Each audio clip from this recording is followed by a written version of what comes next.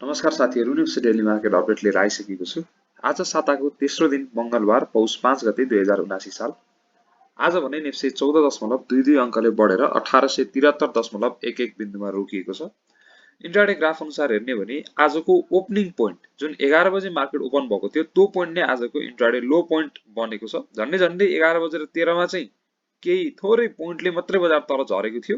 यसलाई चाहिँ हामीले आजको ओपनिङ पोइन्ट नै मार्केटको लोएस्ट पोइन्ट पनि मान्न सक्छौं र ओभरअल इन्ट्राडे टाइम भरि हेर्ने हो भने मार्केटमा चाहिँ आज चाहिँ हिजो अस्तिको तुलनामा आज चाहिँ केही बाइङ प्रेसर चाहिँ देखिएको छ है। बजारमा सुरुदेखि नै झन्डै हाम्रो 12 बजेसम्म चाहिँ एउटा ठाडो बाइङ प्रेसर नै आयो, त्यसले गर्दा बजार एउटा हाइपमा गयो। तर त्यसपछि भने बजार घट्न सकेन, बजार साइडवेजमा बस्दा बस्दै नै 3 बजेर बन्द भएको छ र एउटा बजार बटम एरियातिर हुँदाखेरि यस्तो क्यारेक्टरिस्टिक्स मार्केटले देखाउनु भनेको चाहिँ एउटा स्विङ आउन सक्ने अथवा मार्केटमा रिभर्स हुन सक्ने सम्भावना चाहिँ एकदमै धेरै हुन्छ।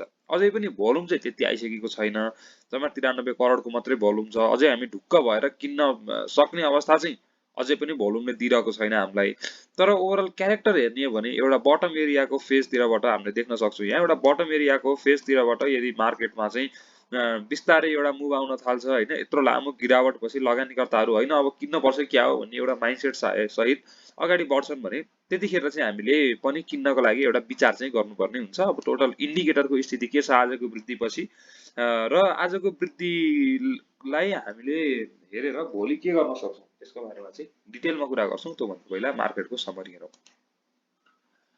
आज 93 करोडको कारोबार भएको छ भने 30 लाख किता शेयर कारोबार भएका छन्।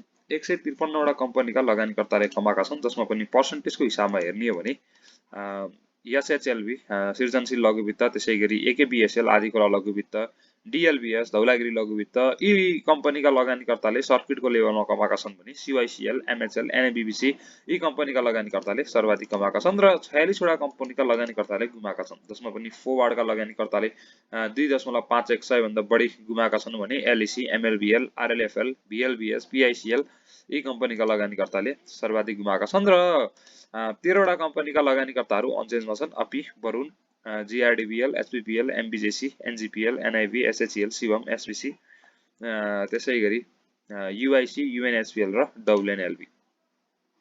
टर्नओभरको हिसाबमा हेर्ने हो भने एनटीसी को 100 भन्दा धेरै टर्नओभर आएको छ, त्यसैगरी सीबीएल, एचडीएल, नभिल र फोवार्ड। भोल्युमको हिसाबमा पनि सीबीएल को 100 भन्दा धेरै भोल्युम छ, त्यसैगरी एसएचएल, एनटीसी र एमएलपीएल र कारोबारको हिसाबले हेर्ने हो भने पीएचसीएल को आज पनि 100 भन्दा धेरै कारोबार भएको छ, त्यसैगरी एनटीसी, नभिल, सीवाईसीएल र निफ्रा। 23,344 ट्रान्ज्याक्सन भएको छ भने 257 वटा स्क्रिप्टको कारोबार भएको छ। मार्केट क्यापिटलाइजेसन पनि थोरै बढेर 27 खर्ब चाहिँ आज टेकेको छ। ओभरअल आजको समरी हेर्दाखेरि चाहिँ मार्केटमा बायरहरूलाई पनि एउटा बाई गर्ने चाहिँ आशा चाहिँ आएको अथवा बाई गर्नतिर चाहिँ बायरहरू अब आउन थालेको जस्तो चाहिँ प्रष्ट रूपमा हामीले इन्ट्राडेको ग्राफमा पनि देख्न सक्छौं र सप्लाई त्यति धेरै चाहिँ हावी भइसकेको अहिले चाहिँ भइरहेको छैन भन्ने कुरा पनि प्रष्ट रूपमा देख्छौं है। अब सर्ट टाइम फ्रेममा चाहिँ एकचोटि हेर्नुपर्ने हुन्छ, किनभने हामीले यहाँ देख्न सक्छौं एउटा स्याडो फर्मेसन भएको छ, माथिल्लो स्याडो अलिकति लामो फर्मेसन भएको छ र इन्ट्राडेमा पनि हेर्ने हो भने मार्केट यो पोइन्ट भनेको 1:20 पछि चाहिँ लगातार एउटा इन्ट्राडेमै पनि घट्ने क्रममा चाहिँ बन्द भएको छ। ओभरअल कारोबार समय हिसाबले हेर्ने हो भने साइडवेजमा छ, तर 1 बजे पछि हेर्ने हो भने चाहिँ बजार केही घटेर बन्द भएको छ। अब यो घटाइको पावर चाहिँ कति छ अथवा कुन तरिकाले घटेको छ भन्ने चाहिँ हामीले हेर्नुपर्ने हुन्छ। 1 आवर टाइम फ्रेममा हेर्ने हो भने एउटा ह्यामर क्यान्डल फर्मेसन गरेर बजार तल्लोतिर झर्न थालेको छ र अन्तिममा अलिकति भोल्युम पनि हाई आएको छ है एउटा। अनि अर्को भनेको 30 मिनेटको हिसाबले हेरौं। 30 मिनेटको हिसाबमा के छ त भनेर हेर्ने हो भने 30 मिनेटको हिसाबमा हेर्ने हो भने पनि एउटा ह्यामर त्यसपछि त्यसपछि चाहिँ मार्केट बढ्यो, तर त्यो मारुबुजु क्यान्डललाई चाहिँ फुल इग्नोर गरेर एउटा ह्यामर क्यान्डल बनाएर लगातार तीनटा चाहिँ रेड क्यान्डल फर्मेसन भएको प्रष्ट रूपमा देखिन्छ। तर अन्तिम आधी घण्टामा चाहिँ फेरि एउटा ह्यामर क्यान्डल नै फर्मेसन भएको छ, तर भोल्युम चाहिँ आज अन्तिम टाइममा चाहिँ अलिकति धेरै आएको छ, नेगेटिभ भोल्युम। यसको मिनिङ चाहिँ के हुन्छ भने एउटा वृद्धिको चरण चाहिँ फेरि अलिकति करेक्सन भएर अगाडि बढ्न सक्छ अथवा एउटा करेक्सनको फेज चाहिँ फेरि पनि यो वृद्धिमा पनि करेक्सनको फेज चाहिँ फेरि पनि चल्न सक्ने चाहिँ देखियो है। यसको मतलब चाहिँ हामीले के बुझ्नु पर्यो भने बजारमा हतारिएर हैन यही हो अब बजार मार्केट बढ्न थाल्यो अब किनिहाल्नु पर्छ भनेर आत्तेर किन्नुपर्ने अवस्था छैन। अझै पनि त्यति आँट चाहिँ बजारमा लगानीकर्ताहरूको देखिँदैन, अलिकति घट्न सक्छ, त्यो बेलामा उठाउँदाखेरि चाहिँ फाइदा हुन्छ भन्ने कुरा चाहिँ हामीले सर्ट टाइम फ्रेमको क्यान्डल क्यारेक्टरिस्टिक्सबाट पनि बुझ्न सक्यौं।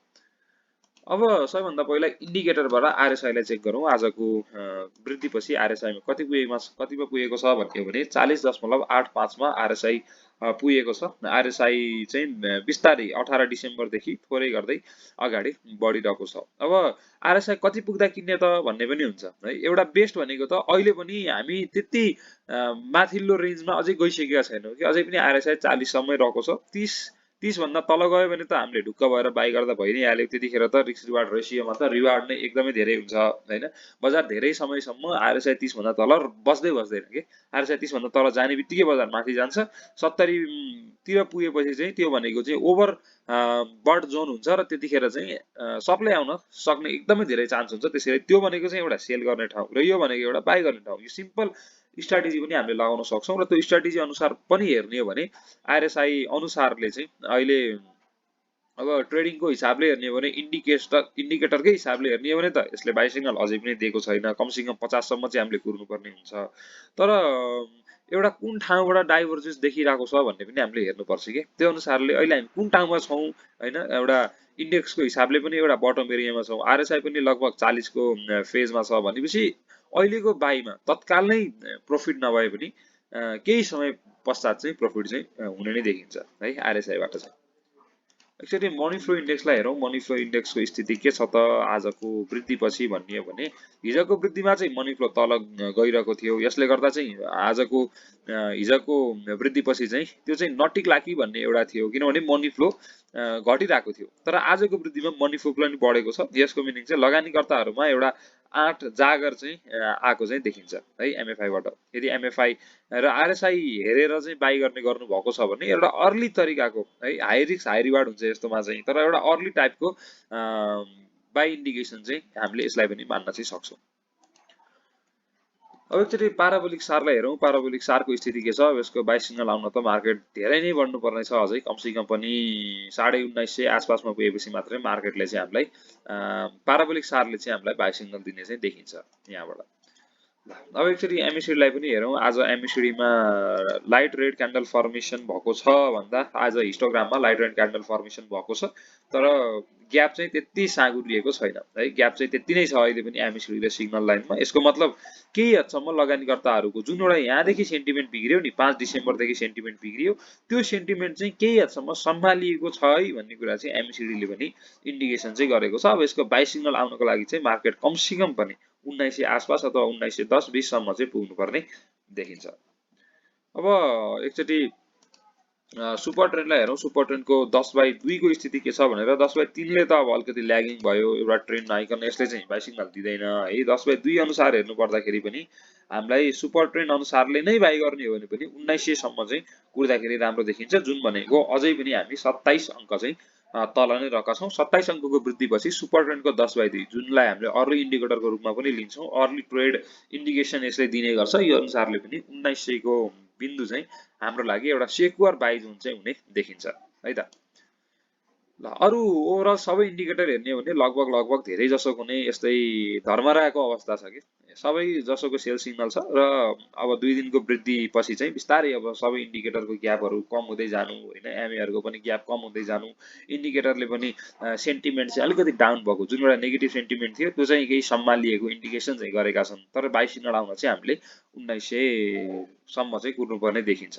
प्राइस एक्सन हिसाबले हेर्ने हो भने बाई गर्नलाई चाहिँ अब हतारिएर भन्दा पनि आज अन्तिम समयमा अलिकति गिरावट भएको छ हैन, त्यो भोलि पनि अलिकति सुरुमा चाहिँ निरन्तरता हुन सक्छ। त्यसले गर्दा हतारिएर किन्नु भन्दा केही वाच गरेर किन्दा चाहिँ ठीक छ। तर मार्केटको पोजिसन हेर्नु पर्दाखेरि चाहिँ बाई गर्नको लागि त एकदमै लोभ लाग्दो टाइममा छौं कि हामी त।